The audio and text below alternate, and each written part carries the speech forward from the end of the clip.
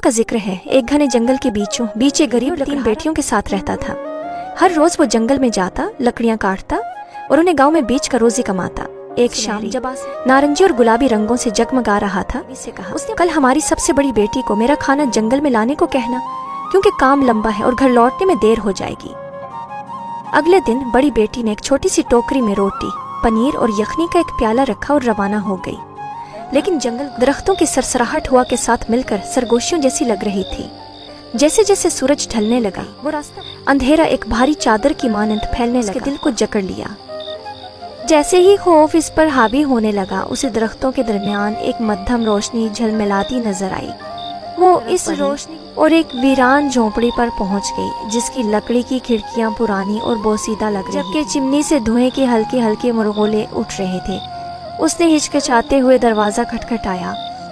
दरवाजा चरचराते हुए खुला और उसके सामने एक आदमी खड़ा था, जिसकी लंबी सफेद दाढ़ी थी और आंखें तेज और चौकन्ना थी।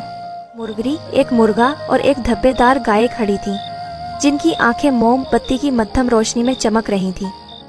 शाम बखैर हुजूर, मैं रास्ता भटक गई हूँ, क्या मैं रात यहाँ गुजार सकती हूँ? जानवरों की तरफ मुड़ा और पूछा, क्या हम उसे अंदर आने दें? जानवरों ने सर हिलाया।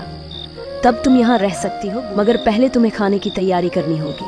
बड़ी बेटी ने मजेदार खाना बनाया और बूढ़े के सामने एक फांप उड़ाती हुई प्लेट रख दी, मगर जब वो खुद खाने बैठी, अंदाज कर दिया जो भूखी नजरों से उसे देख रहे थे। रात को जब उसने सोने के लिए बिस्तर मांगा की तरफ इशारा करते हुए कहा, तुम ऊपर जाकर सो सकती हो। लड़की शुक्र गुजारने लगी।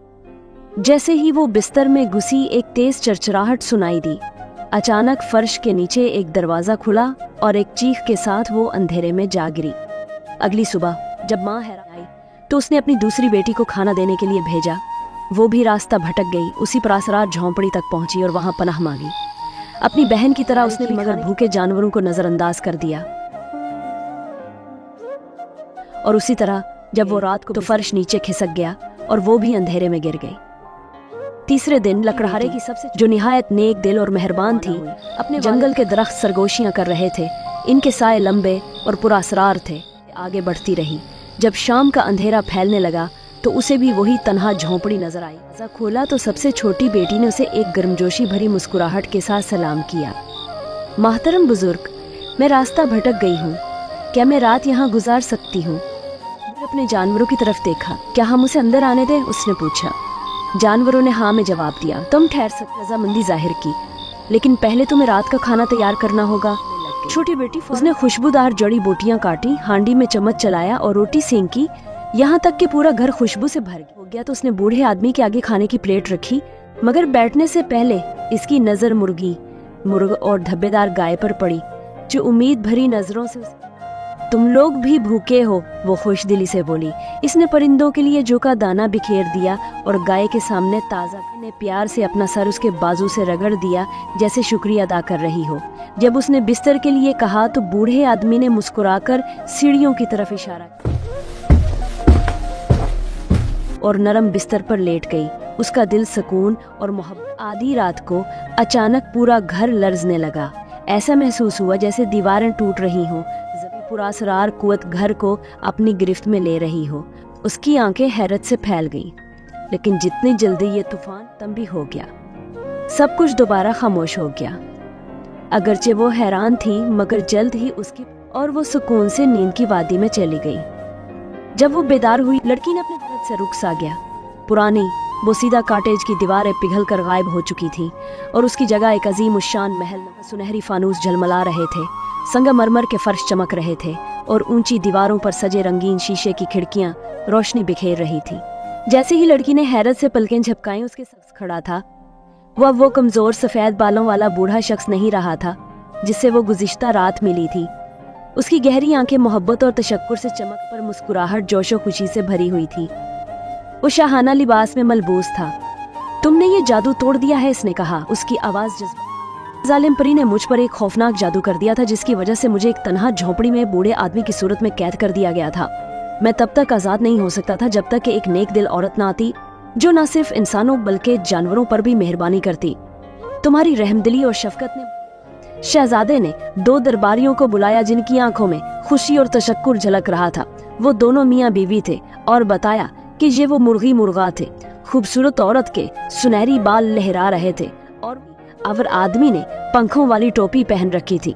फिर शहजादे ने अपने वजीर को बुलाया जो एक मेहरबान चेहरे वाला खिदमतगार था और बताया कि ये वही गाय है जिसको तुमने हमारे जानवर थे जो एक मनहूस लानत के जेरे असर थे, मगर तुमने हम पर वो मेहरबानी की जो कोई और ना करता, इसीलिए हम दोबारा अपनी असल शक्ल में लौट आए हैं। एक बाबूकार खातून ने झुककर कहा। इस बात से लबरेज होकर अपने सीने पर हाथ रख लिया। जो जादू फिजा में लहरा रहा था अब थम चुका था। तभी शहजादा आगे बढ़ा। उसकी नजरों में बिला का वकार और नरमी से कहा, तुमने हमें बचा लिया और मैं चाहता हूँ कि तुम हमेशा मेरे साथ रहो। इसके हुक्म पर तेज रफ्तार पैगाम रसां घोड़ों पर सवार होकर पूरे मुल्क को महल में बुलाया। जब वो पहुंचे तो हैरत से गूंग रह गए। उनकी बेटी जो कल तक सादा लिबास में थी आज शाही लिबास में मलबूस शहजादे के साथ खड़ी थी। शहजादा उनकी इज्जत और अकीदत लिए।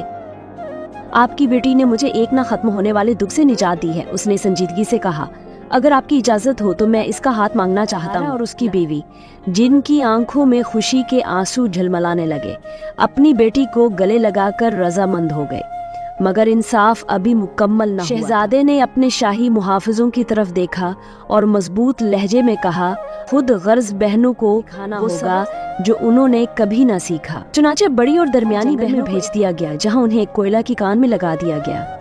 वहाँ वो इस वक्त तक सख्तियों में रहेंगी जब तक कि उनके दिलों में नरमी और आजिज़ी न आ जाए, न सिर्फ इंसानों के लिए। जब उनके दिल बदल जाएंगे तभी उन्हें वापसी की इजाजत मिलेगी।